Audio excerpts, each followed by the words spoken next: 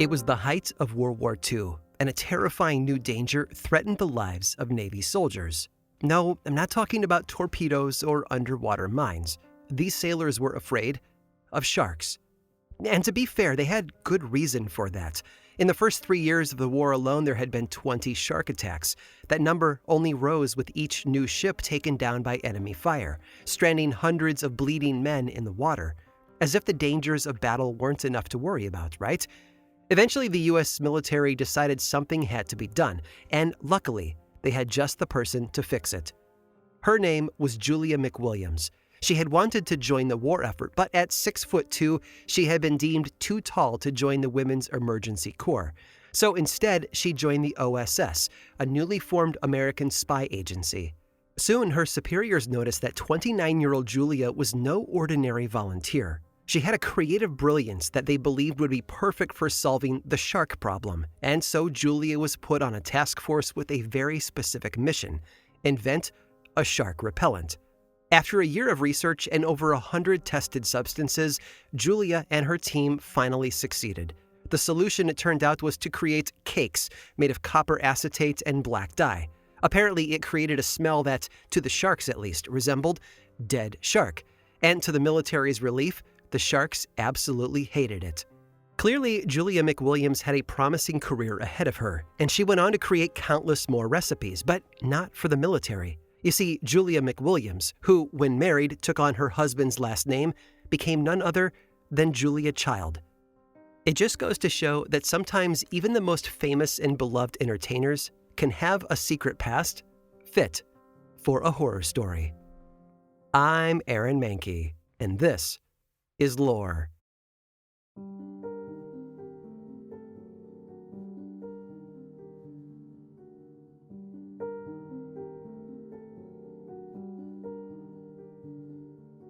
Victor Frankenstein, Dr. Moreau, Oppenheimer. History and fiction alike are full of creators who go on to despise their creations.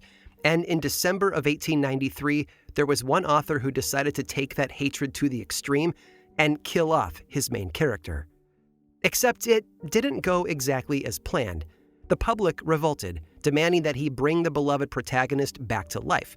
Even the author's own mother pushed him to change his mind. And so, bullied into complying, the poor guy was forced to resurrect him. And let's just say he wasn't happy about it. He had more important things to do than write detective stories. And so, in a begging letter to the public, the author wrote, "Stop writing letters to me about Sherlock Holmes. Ask me, please ask me, about spiritualism and what really matters."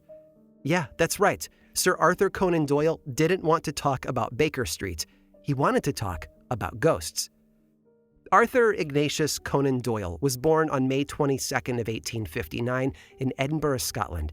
His childhood was not easy, stilted by his father's drinking problem, but by the time Doyle came of age, he became a sharp and driven young man. He was fascinated by science and medicine, and so when the time came, Doyle enrolled in medical school. After earning his degree, he married a woman named Louisa Hawkins, and the couple would go on to have 2 children, Mary and Kingsley. He also dove into practicing medicine, and for a while the man was truly a voice of reason. He wrote fierce pro-vaccine articles, he lobbied for the cold hard facts of science and the importance of academic rigor. By the way, it was during this time in medical school that he studied under a professor by the name of Dr. Joseph Bell, a man whose wild observational skills would later become the inspiration behind the character of Sherlock Holmes. The first story featuring that legendary detective was published in 1887, all while Doyle continued to build his medical career. Oh, and in the midst of all of this, he was also chucking himself full throttle into just about every sport in existence. A family man, an author, a doctor, an athlete. It's hard to imagine he had much time for extracurriculars, and yet he somehow made time for one final hobby. You see, in the very same year that Sherlock Holmes made his debut, Sir Arthur Conan Doyle began attending seances. Now, I know what you're thinking. Surely a man of logic like Doyle would scoff at the idea of chatting with the dead. That thick velvet, the tarot cards, the mediums and talking boards and parlor tricks. But then again, he was a curious person. It was worth seeing what all the hubbub was about, right? The room was dim, wavering with candlelight and smoke. Doyle watched as the medium slipped into a trance. She put pen to paper and, using automatic writing, delivered a message directly to Doyle. Sure, it wasn't anything particularly otherworldly. She merely told him not to bother reading a certain book, a book that Doyle was indeed planning to read, a fact that he had very much not mentioned to this medium. It doesn't seem like much, but still, the event absolutely blew the young doctor's mind. And that was that. In one single moment, Arthur Conan Doyle became a true believer. Doyle later wrote, "After weighing the evidence, I could no more doubt the existence of the phenomena than I could doubt the existence of lions in Africa." Meanwhile, readers were loving Sherlock Holmes. Doyle became a literary superstar. Soon he quit medicine and dedicated himself to writing full-time, or at least to writing whenever he wasn't busy attempting to contact the great beyond, a skill that, unbeknownst to Arthur, was about to become devastatingly useful. First, in 1893, his father died. Then his wife Louisa was diagnosed with consumption, eventually succumbing to her illness in 1906. And that wouldn't be the last tragedy in Doyle's life. Far from it, actually, because 1914 brought a wave of death unlike any mankind had seen before. World War I had begun. Mothers and fathers, siblings and wives watched in horror as the war swallowed an entire generation. It didn't make sense. How could so many vibrant young lives, all their passions and memories and souls, simply stop existing? And if they didn't, then where had they gone? "All the world is asking," Doyle wrote, "where are our dead boys?" And Doyle believed that he had the answer to that question. They were safely in the afterlife, just waiting for someone to reach out, which is exactly what he began to do. Doyle became deeply involved with the British Society for Psychical Research, which he had joined back around the time of his father's death, and he also conducted experiments in automatic writing with his second wife, Jean, and her best friend, Lily. And this wasn't a game for the trio. A single battle had claimed not just one, but 3 of Lily's brothers, and she believed that she was speaking to one of them now. Doyle lost his brother-in-law and several nephews in the trenches, some of whom seemed to communicate through Doyle's new wife. His own son Kingsley now faced the German machine guns. No, this wasn't a Ouija board at a slumber party. It was a desperate attempt to push back against a world on fire. Having a child on the front lines is a parent's worst nightmare. And yet, in a letter to his own mother, Doyle wrote, "I do not fear death for Kingsley, for since I became a convinced spiritualist, death became rather an unnecessary thing." And the war raged on. All the while, back home, Doyle was fighting a war of his own. He had set out on a speaking tour. But this wasn't a Sherlock Holmes book tour. No, it was more like a missionary trip. He saw himself as a soldier fighting for the cause of spiritualism. One lecture at a time, he attempted to sway all of Britain into belief. It was just before taking the stage during one such engagement that he received the horrible news. His daughter had telegrammed, Doyle's son Kingsley was dead. In shock, Arthur Conan Doyle ascended to the podium.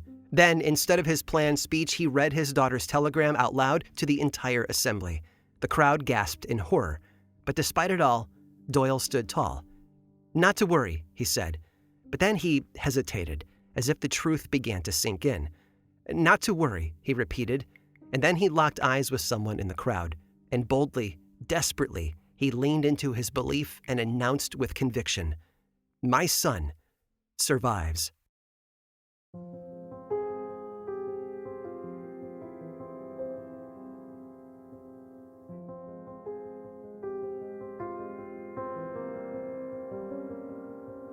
Grief can do strange things to a person, and even for a man of science like Doyle, the loss of his wife, his father, his son, and a generation of young men sent off to war was too much to accept at face value.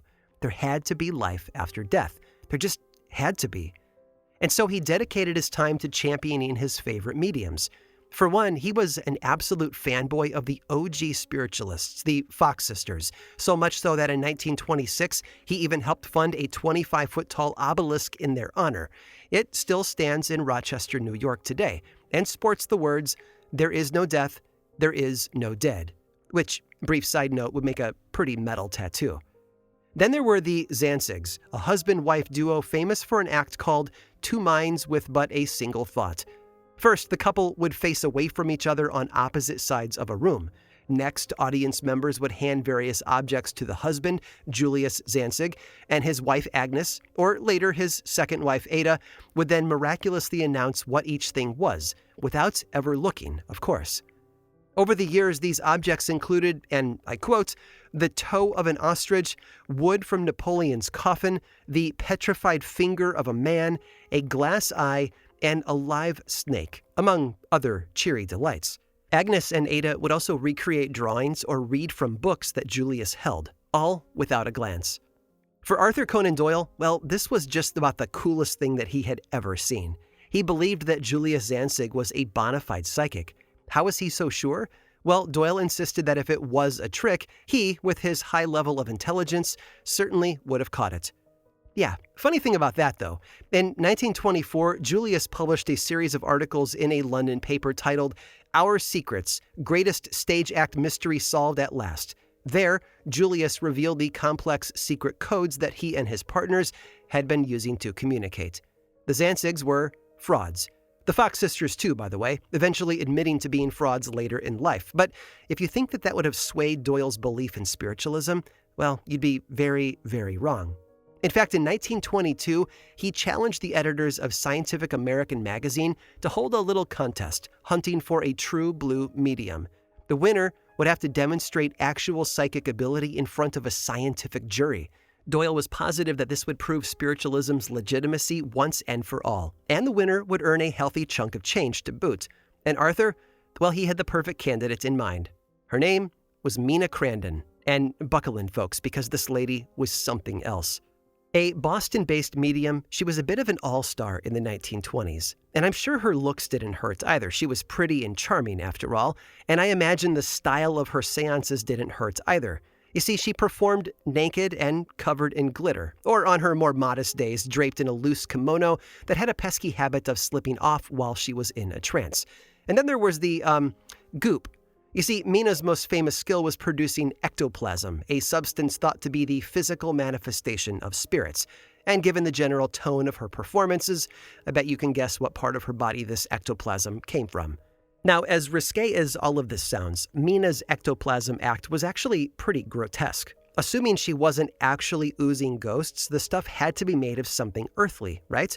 Theories of what that substance actually was ranged from the very gross, think animal organs, to the utterly macabre.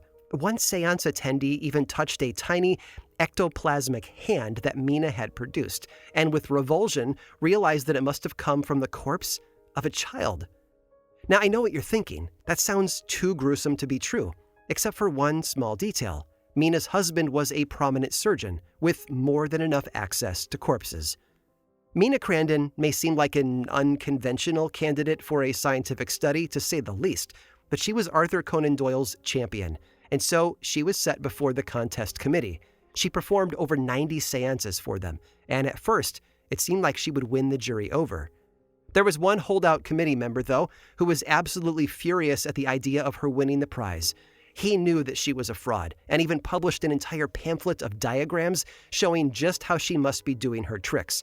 And the truth is, this man knew a thing or two about tricks. You see, his name was Harry Houdini. Houdini and Conan Doyle were friends, by the way, but their disagreement over Mina Crandon and spiritualism in general ruined their relationship forever.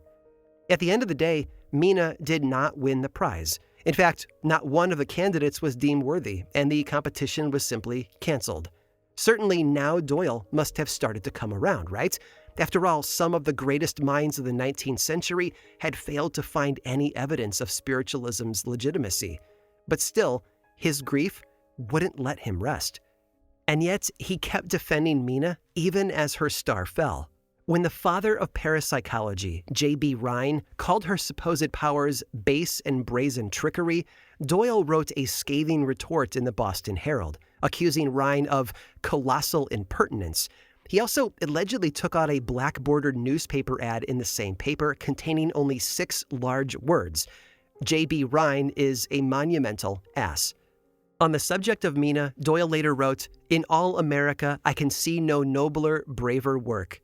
I can't help but feel that siding with the lady with ghosts in her vagina seems an odd hill to die on, but hey, when Arthur Conan Doyle believed in something, he did not back down. Speaking of hills to die on, though, shortly before Mina Crandon died of complications from alcoholism in 1941, fan favorite paranormal investigator Nandor Fodor attempted to get one final confession out of her on how she did her tricks. She was weak, and although she tried to talk, her voice was faint and brittle. So Fodor leaned close to hear her, and then Mina spoke. "I said, all you psychical researchers can go to hell." She smiled then and tried to laugh. "Why don't you guess?" she said to him. "You'll all be guessing for the rest of your lives."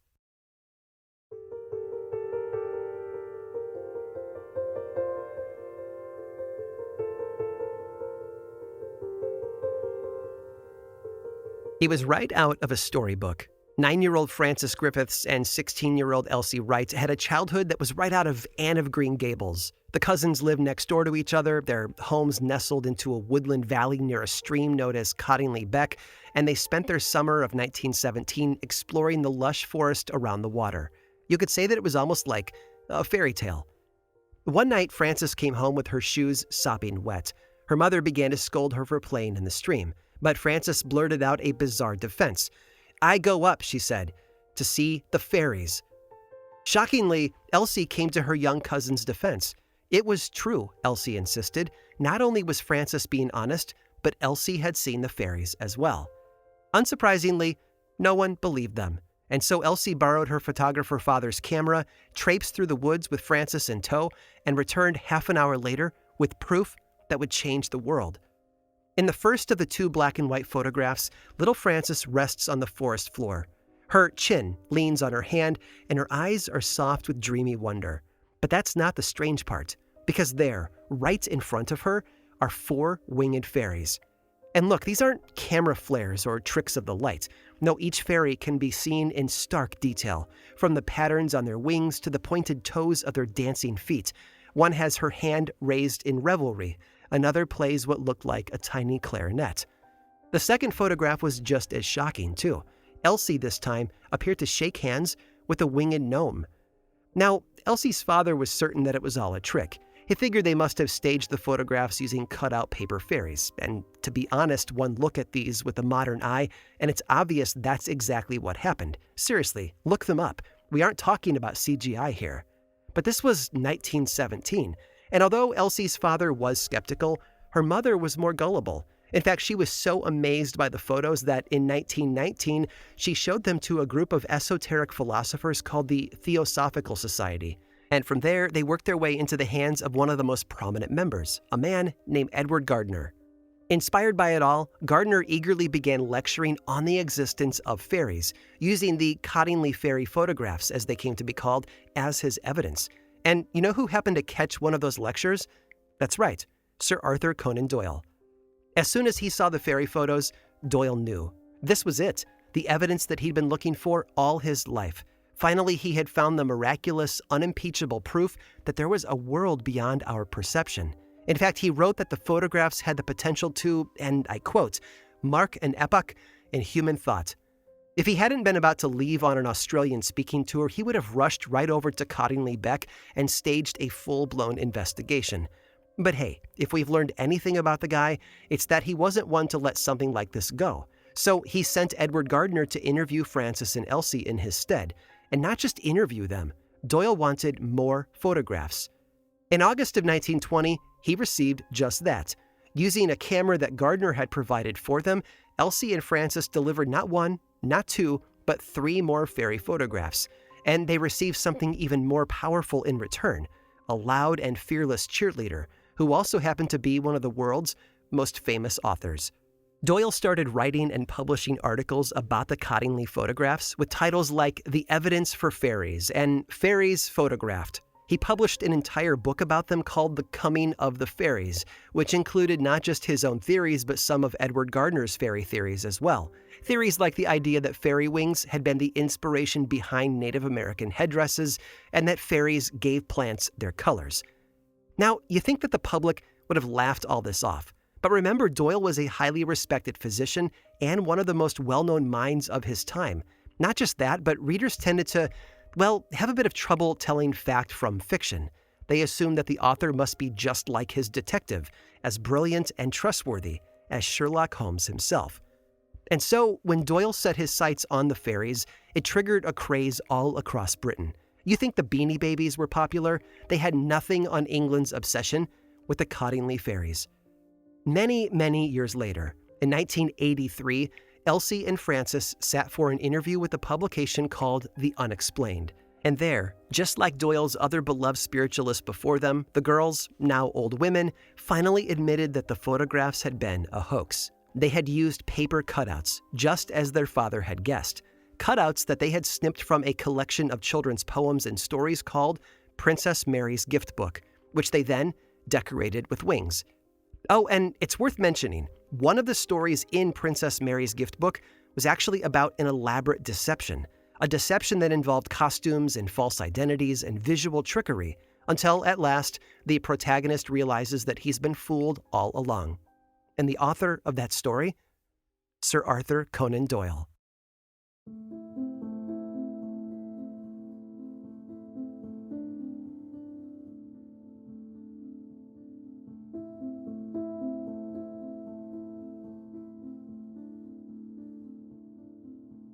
The world can be a frightening place. There is disease and famine, violence and death. The hard truth is that no matter how we try, we can't always protect the people we love. For Sir Arthur Conan Doyle, that was a truth he refused to accept. But why spirits? Why fairies? Why did he decide that those were keys to reclaiming control in a chaotic world? Well, a clue might lie deep in his past, with that very first loss. That is, the death of his father in 1893. Because, you see, it was not a natural death. Charles Doyle died in an insane asylum, plagued by alcoholism-induced psychosis. And yet, even there in captivity, Charles never stopped doing the thing that he loved the most, creating art.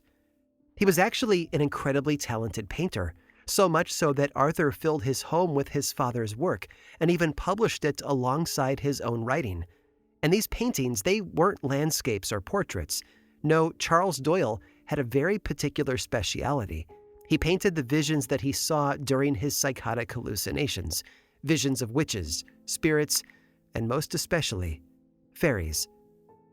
Perhaps it's for the best that Arthur died in 1930, many decades before Elsie and Francis admitted to their hoax.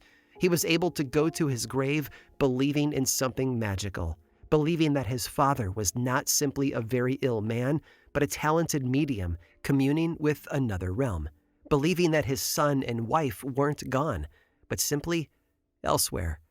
A belief that made the senseless, death-torn world he had lived in seem a little softer, a little more forgiving. Or, then again, maybe all of it was true. You see, although Elsie Wright and Frances Griffiths did admit that the photographs were fake, there's one thing that they insisted on until their deaths. Both women claimed that all those years before, when Frances had first run home with sopping wet shoes, they really had seen something strange by Cottingley Beck. So strange, in fact, that they knew that no one would believe them without photographic proof. So they made it themselves. What exactly had they seen? Why, fairies, of course.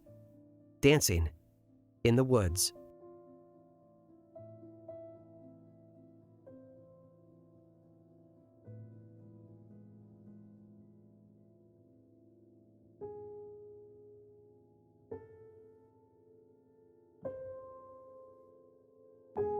Fiction and the fantastical often go hand in hand, and while the life of Sir Arthur Conan Doyle clearly demonstrated that on many levels, he was far from the only famous writer with a taste for the occult. To really make today's journey complete, I would like you to meet one last author with a penchant for magic. Stick around through this brief sponsor break to hear all about it.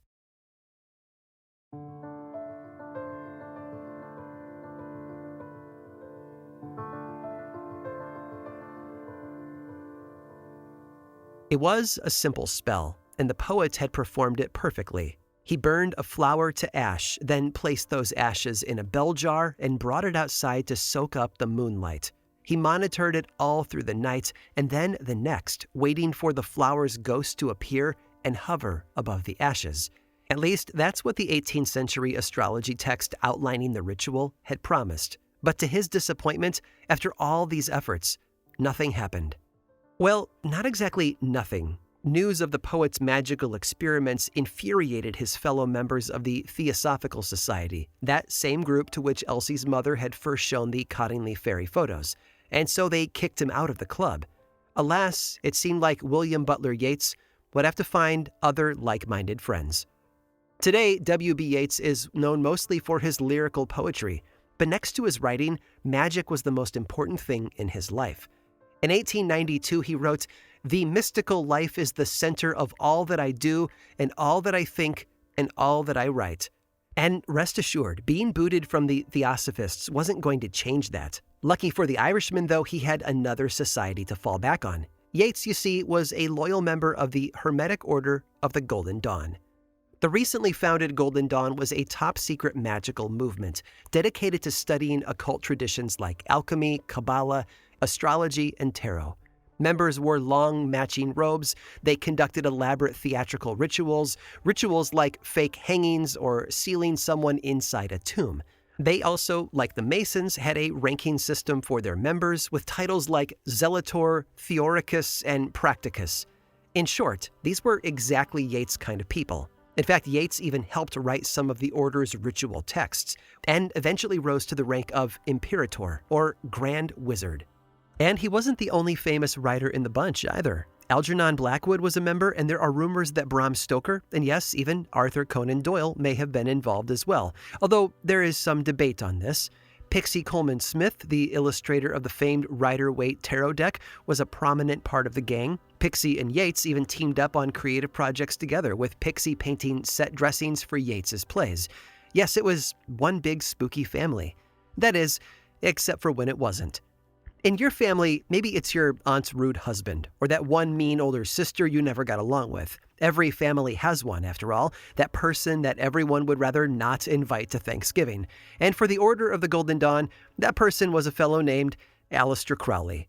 And it's easy to understand what made him so unpopular. Crowley, while a devoted occultist like the rest of the group, had a few opinions that made him hard to get along with. For example, he was fascinated by the Nazis and referred to democracy as an imbecile and nauseating cult of weakness. He considered women second-class citizens and, I quote, moral inferiors to men. Throw in Crowley's tendency to toss around anti-Semitic slurs and his general air of racism and, well, you get the picture. He also viewed occult ritual as a tool for gaining personal power, while the others saw it as a more holistic spiritual practice. And if all that weren't enough, Crowley was also a very bad poet. In short, no one liked this guy, and no one hated Crowley more than very good poet William Butler Yeats. It all came to a head in the year of 1900, when the Order decided that enough was enough, and it was time to kick Crowley out of the society, which, surprise, surprise, didn't go over too well. Crowley stormed into the Golden Dawn headquarters wearing a Highlander's tartan and a Black Crusader's cross on his chest, ready for battle. Then he began charging up the stairs. If they wanted to banish him, fine, but he was going to take their secret papers with him. As he ascended the staircase, though, Yeats and two other members blocked his path. And then the grown men launched into a full-blown magic duel. Imagine that fight scene with Gandalf and Saruman on the tower roof, but with less real sorcery and more awkward yelling. Crowley started screaming spells at Yeats. Yeats and some of the other members screamed spells back. Crowley made the sign of the inverted pentacle in the air, and okay, I assume that none of these spells were actually doing anything because eventually Yeats resorted to a different tactic. William Butler Yeats kicked Aleister Crowley down the stairs. And that was that. They called the cops on Crowley, and he was escorted off the premises forever. The event would go down in history as the Battle of Blythe Road. It's a near-perfect story. Feuding sorcerers, famous writers, secret societies, and even a slapstick pratfall as the cherry on top. But it didn't end there. After that event, Crowley started prowling for disciples of his own, and Yeats continued to thwart him. Not with kicking, though. No, he kept tossing magic at Crowley from afar, and allegedly even tried to send a vampire to attack Crowley in the night. Yeats remained a devout occultist until his death in 1939. He spent his life poring over esoteric texts and conducting endless magical experiments, not to mention dabbling in spiritualist communication. And hey, as a fellow writer, I can't blame him. After all, if a poet needs to know anything, It's how to spell.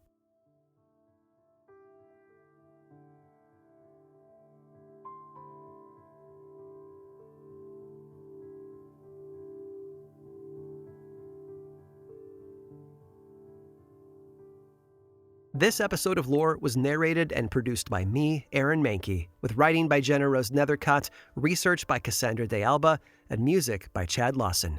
Don't like hearing the ads? I've got a solution for you. There is a paid version of Lore available on Apple Podcasts or Patreon that is 100% ad-free. Plus, the subscribers there get weekly mini episodes called Lore Bites. It's a bargain for all of that ad-free storytelling and a great way to support this show and the team behind it. For more information about your ad-free options, visit lorepodcast.com/support. Of course, Lore is much more than just a podcast. There is the book series available in bookstores and online, and 2 seasons of the television adaptation available on Prime. Information about all of that and more is over at lorepodcast.com. And you can also follow this show on YouTube, Threads, Instagram, and Facebook. Just search for Lore Podcast, all one word, and then click that follow button. And when you do, say hi. I like it when people say hi. And as always, thanks for listening.